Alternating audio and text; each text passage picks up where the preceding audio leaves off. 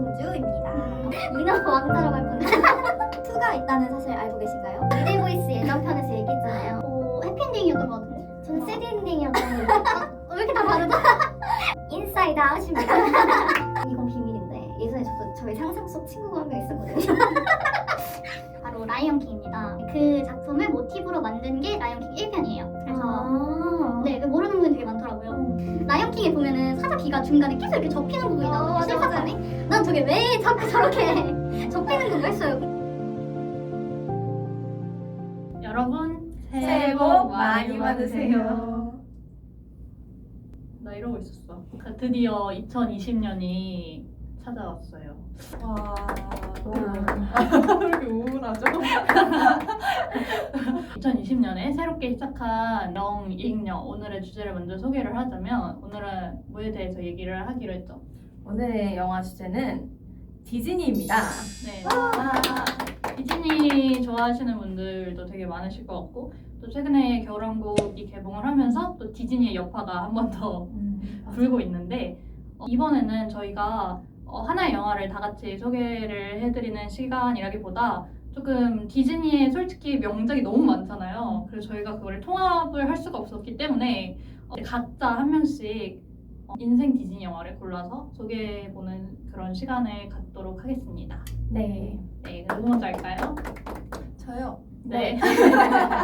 제가 준비해온 작품은 모두가 아실 거라고 생각합니다. 바로 인어공주입니다. 영어로는 The Little Mermaid입니다.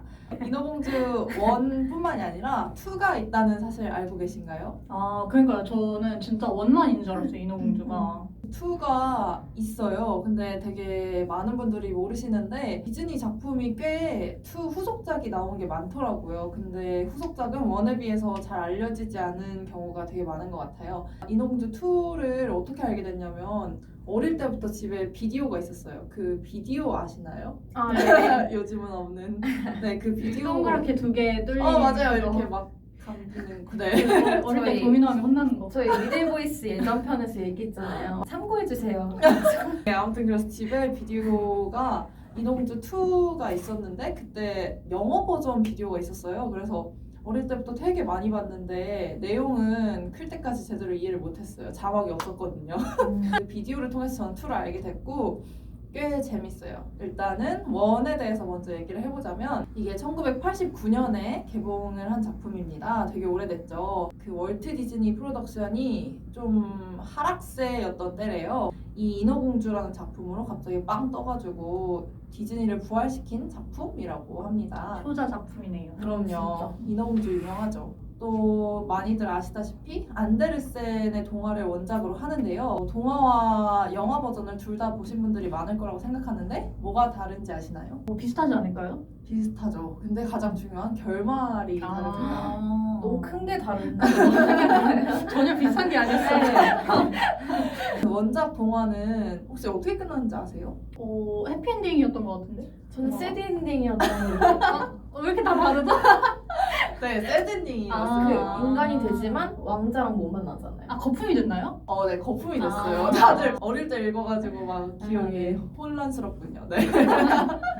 이게 제 기억에는 왕자를 죽여야 사람이 될 수 있다고 했는데, 네, 근데 왕자를 너무 사랑해서 이렇게 칼로 찌르려다가 죽이지 못하고 결국에 본인이 다시 물거품으로 사라지는 되게 새드 엔딩이에요. 네, 근데 디즈니는 사실 저희 해피한 결말이잖아요, 다. 그렇죠. 그렇죠. 그래서 디즈니 버전 영화에서는 둘이 결혼을 하죠, 결국. 디즈니 버전에서는 그 마녀인 우르술라랑 계약을 해가지고 목소리를 가져가는 대신 사람의 다리를 주겠다 해서 정해진 기간 동안 왕자의 사랑을 얻지 못하면 물거품이 된다 이런 계약이었는데 일단 무트로 육지로 올라갔죠.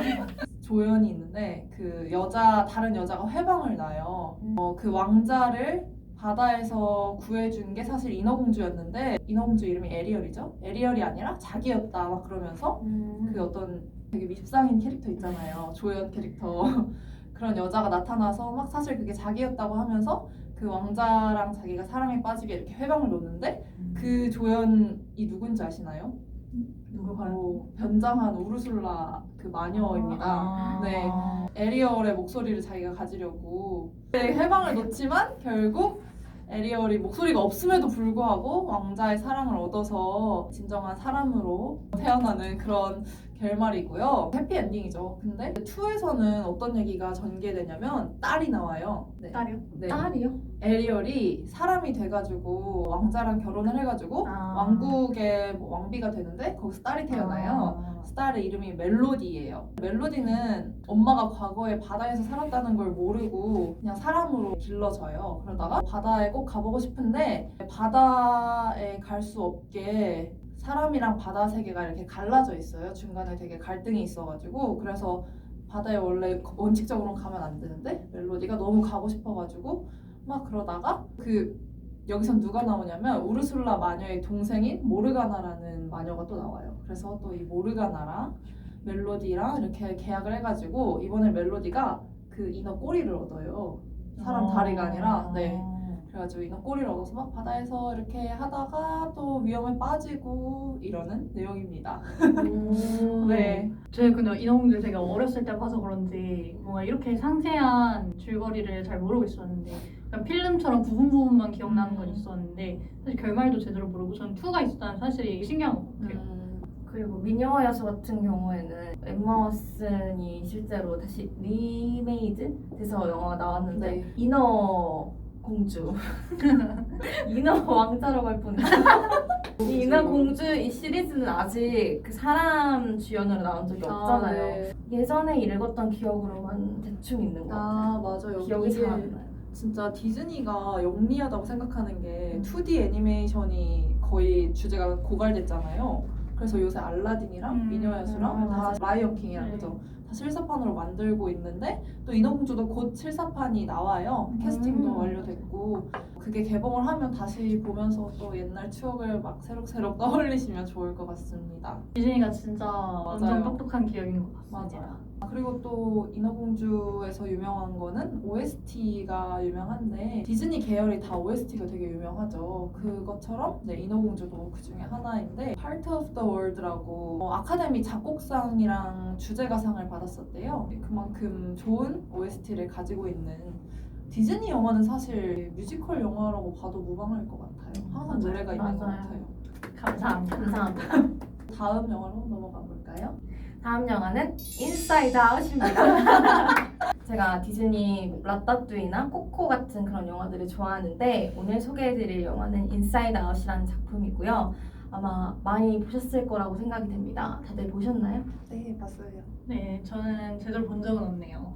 오늘 소개해 주시는 거 열심히 듣겠습니다. 네, 일단 이 영화의 그 줄거리도 줄거리인데 줄거리까지 설명을 하면 너무 길어져서 일단 제가 말하고 싶은 부분이 많아서 그런 거에 대해서 말씀을 드리도록 하겠습니다. 우선 이 영화를 요약을 하게 되면 결국은 인간에게 슬픔이 있기 때문에 기쁨도 있다? 라고 요약을 할 수 있을 것 같아요. 라엘리라는 그런 사춘기 소녀의 머릿속에 이제 여러 감정 친구들이 살고 있어요.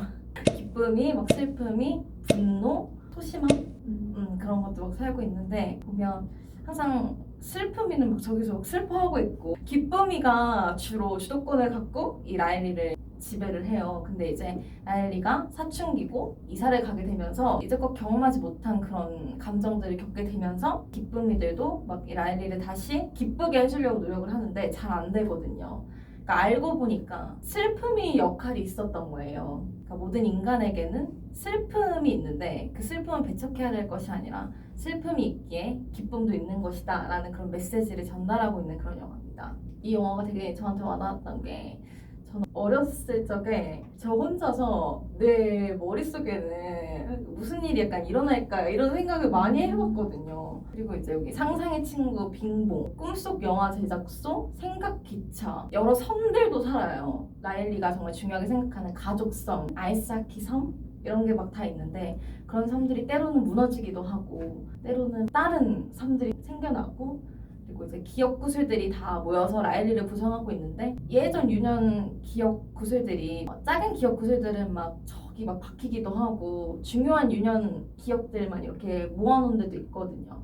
그런 게 다 라엘리를 구성하는 건데 저는 약간 가치관 자체가 내 과거가 모여서 나를 완성한다고 생각하기 때문에 이 영화가 더 와닿았던 것 같고, 이 영화를 보면서 그럼 나한테 중요한 기억들은 뭘까 이런 생각도 많이 하게 됐던 것 같습니다. 너무 내용 자체도 예쁘고 제가 어렸을 때 그런 생각했던 모든 거를 구현해낸 영화라서 정말 너무 좋았어요.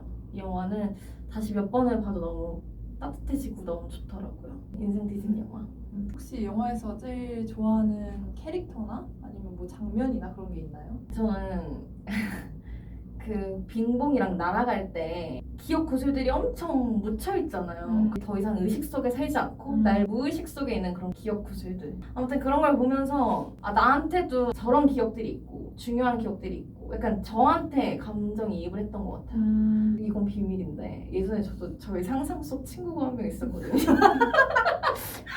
막 그런 귀여운 애가 있었는데 아무튼 그런 걸 생각을 하면서 나한테도 빙봉 같은 친구가 있었지. 이제 어느 순간 살아오면서 세월의 풍파를 맞고 이제 점점 순수함이 없어지잖아요. 그러니까 그런 거. 네.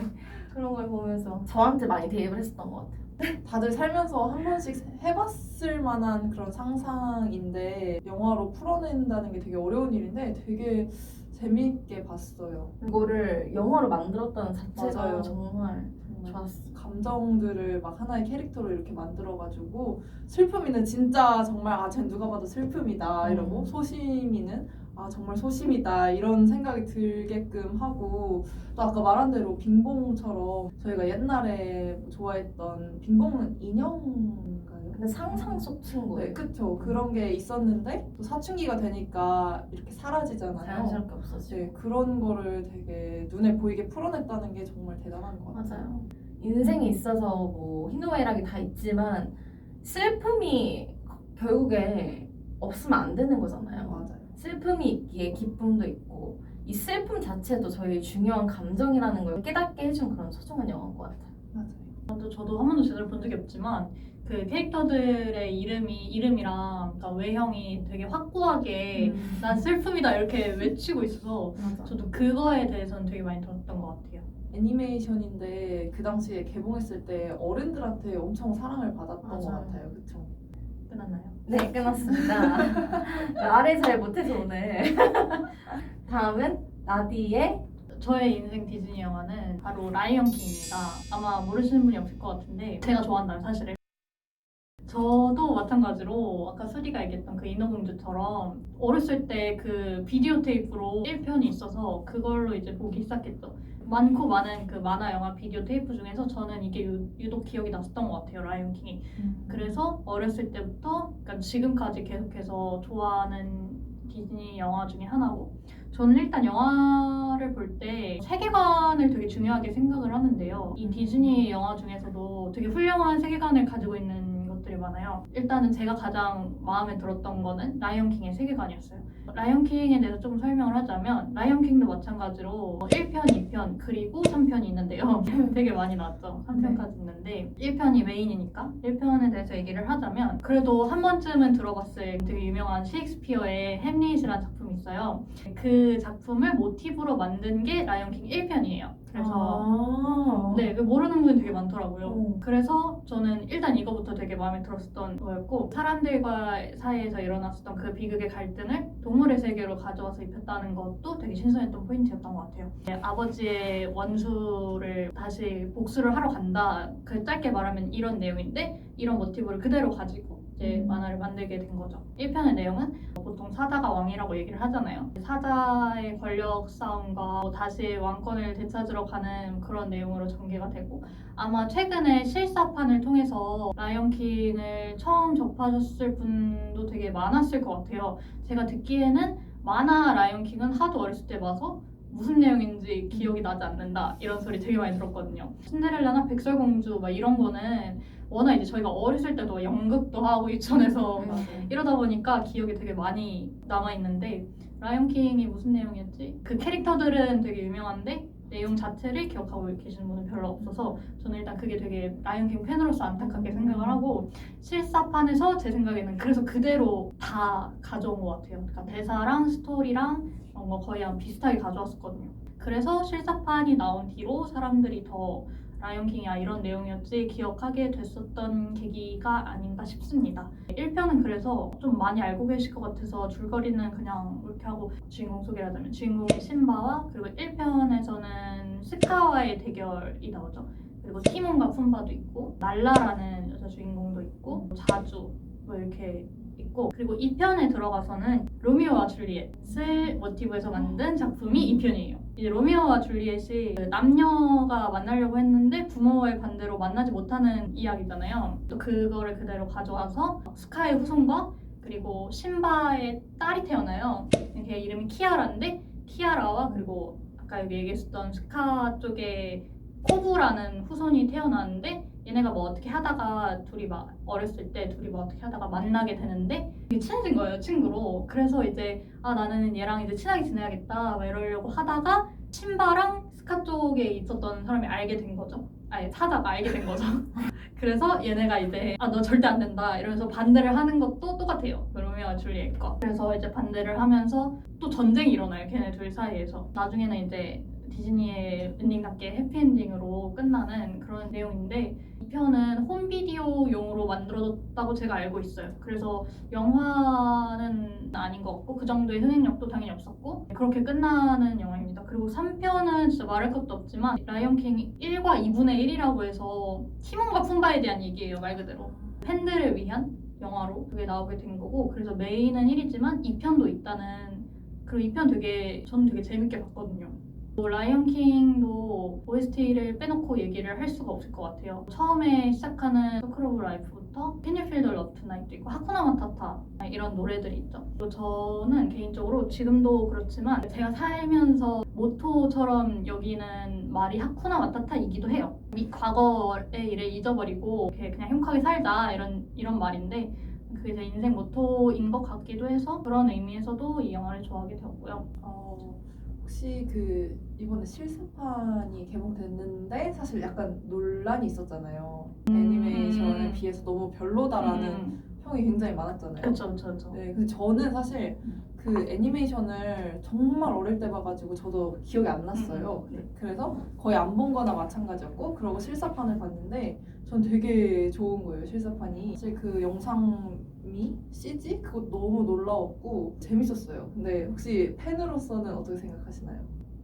확실히 저도 그걸 느끼긴 했어요. 아무래도 그 애니메이션이 갖고 있는 그 사자들의 특유의 표정의 표현이나 애니메이션에서 솔직히 그게 중요하잖아요. 이게 얘가 신났는지 아니면 슬픈지 이런 걸 확실히 드러내주는 게 중요하긴 한데 실사판에서는 아무래도 되게 리얼함에 초점을 맞추다 보니까 그거는 어쩔 수 없는 부분이었던 것 같아요. 그러니까 제작하는 팀 쪽에서도.